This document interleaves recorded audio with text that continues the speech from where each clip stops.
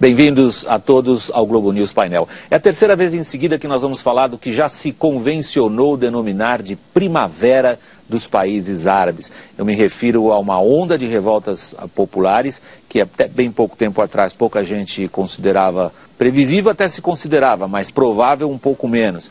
E poucas vezes o Globo News Painel repetiu tantas vezes um só tema, o que dá para vocês também uma ideia da nossa preocupação com o assunto, da relevância do assunto e também do interesse do público assinante por realmente um dos fatos internacionais mais relevantes dos últimos anos.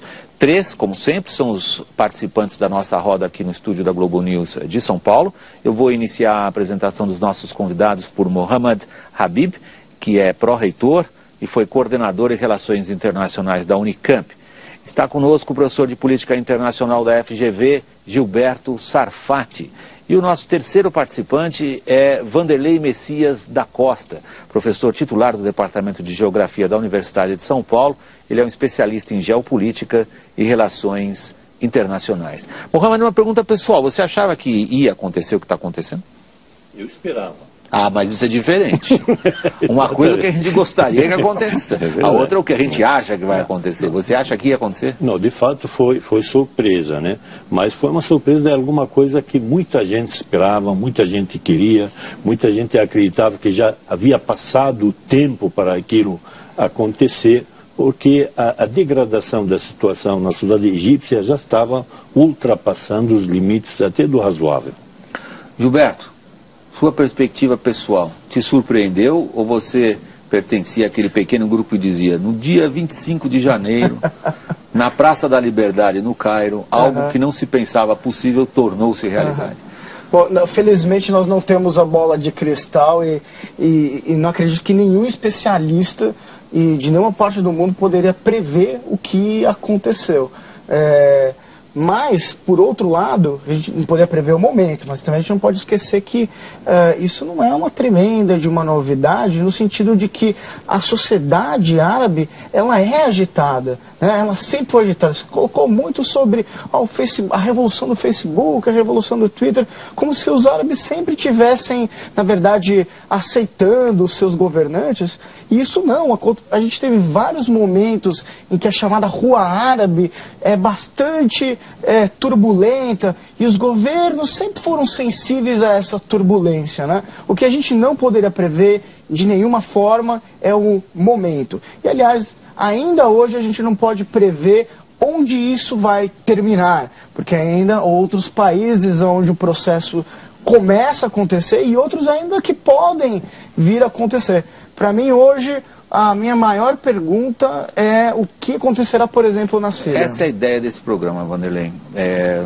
Nós tivemos a oportunidade em as duas últimas edições do Globo News Painel de discutir alguns fatos que estavam ali acontecendo naquele instante. Dessa vez eu queria jogar um pouquinho mais para frente a nossa preocupação. O que se projeta na sua análise em relação às revoltas nas ruas árabes, nas principais capitais? Ou pelo menos na principal capital. Vamos começar pelo Egito. Eu acho que vai ocorrer na região, ou nas regiões, o geógrafo tende a olhar as coisas com uma certa complexidade do ponto de vista regional.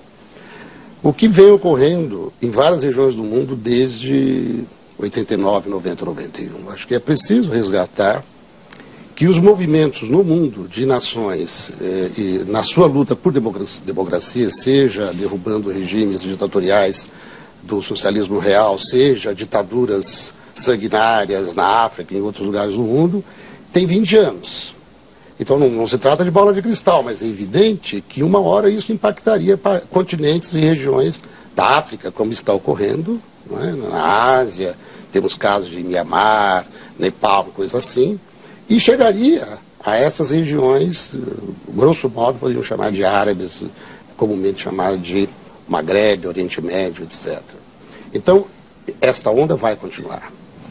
Vai poupar que países? Vai poupar alguns países, talvez ao longo do programa nós possamos falar disso. À vontade. Mas países que se enquadram dentro de um determinado padrão político, socioeconômico, cultural, etc., inevitavelmente serão varridos por esses ventos. Eu não sei com qual intensidade, mas não tenho nenhuma dúvida. Mohamed, o Vanderlei nos provoca com uma tese interessante. vale a pena ser examinada. A tese dele é a seguinte: o que a gente registra no mundo árabe, e aí é legítimo falar do mundo árabe nessas circunstâncias, não? É uma revolução atrasada, uma revolução que os povos da Europa Central, da Europa Oriental fizeram quase 22 anos atrás. A gente pega ali as primeiras fugas da Alemanha Oriental via Hungria, isso aí foi na primavera de 1989. São quase 22 anos, portanto. Ou seja, esses jovens que foram às ruas do Cairo nasceram depois disso. Então, a ideia, a tese que o Vanderlei coloca aqui, eu gostaria que vocês comentassem, é de que é o triunfo de uma ideia, não necessariamente de uma geração. Porque nós estamos falando de manifestantes muito mais jovens do que essa ideia. É uma demanda, na realidade, reprimida há muito tempo. Se nós pegarmos o caso específico do Egito, não apenas os últimos 30 anos que o governo Mubarak, mas eu somaria os 11 anos também do governo Sadat. E se você quiser ir até mais tarde, você vai em 1952 ao Nasser. Aí começa com o Nasser. Mas o Nasser, ele tinha uma grande diferença, né, no período dele, quando comparado com o Sadat mais Mubarak. Né? O Nasser foi desenvolvimentista, desde a reforma agrária, a barragem do Assuan. É um sinônimo disso até hoje. Exatamente. Então, embora não havia democracia e era um governo militar, mas pelo desenvolvimento que ele propiciava e pela luta política dele para a identidade árabe, o panarabismo, né, isso já compensava. Mas aí a pergunta continua de pé. Por que isso não aconteceu antes, Gilberto? Porque, como sustenta o Vanderlei, a ideia demorou para chegar no mundo árabe? Eu não entendo que seja questão do timing, de quando ocorreu, ou poderia prever que ocorreu, porque aí a gente está fazendo um paralelo como se os movimentos no leste europeu fossem iguais ao do mundo árabe, o que não é a minha percepção. O que é a minha percepção é que há um aprofundamento do sentimento da miséria causada por esses regimes. Ou seja, pessoalmente eu tive no Egito, na Jordânia, no Marrocos, que ainda não faz parte dessa onda, mas eu acredito que o Marrocos também vai entrar, e você percebe um sentimento de miséria muito profundo e uma distância muito grande com uma determinada elite que se beneficia daquele sistema. Então, existe uma população que, de repente, começa a se cansar disso. E aí, ninguém consegue encontrar o momento onde a faísca e começa ela a rodar. Eu acho que é bem diferente, na verdade, a minha tese que eu estou colocando, bem diferente, na verdade, do movimento do leste europeu, principalmente enxergando com contexto de final, de Guerra Fria, de contraposto de Oriente, Leste. Isso aqui é particular do mundo árabe. Ou seja, é o que se diria tradicionalmente, como se repetir, a rua árabe está falando. O que é particular no mundo árabe nesse contexto? Eu insisto muito nesse ponto, e é a pergunta que eu vou pedir a vocês dois que comentem logo mais. É o sentimento de humilhação nacional? É o sentimento de atraso em relação a potências que, afinal de contas, não estão tão longe deles? Se a gente considerar geograficamente onde está colocado o centro do mundo árabe, que é o Egito, está muito perto da Europa. Está muito próximo também do ponto de vista civilizacional de todos aqueles grandes movimentos que marcaram a nossa história. Nós somos o resultado disso, em certo sentido. Então, o que é particular no mundo árabe nesse sentido, Vanderlei, na sua interpretação? Bom, primeiro que é um ex-mundo colonial. Nisso ele se diferencia, por exemplo, da América do Sul. Eu não gosto muito de falar da América gente comparou. Latina. A América do Sul, e nesse caso vale a pena falar da América Latina, é considerada a mais antiga periferia do mundo capitalista. É preciso não esquecer que nós somos periféricos e formalmente democráticos, ou com revoluções liberais formais, há 150 anos.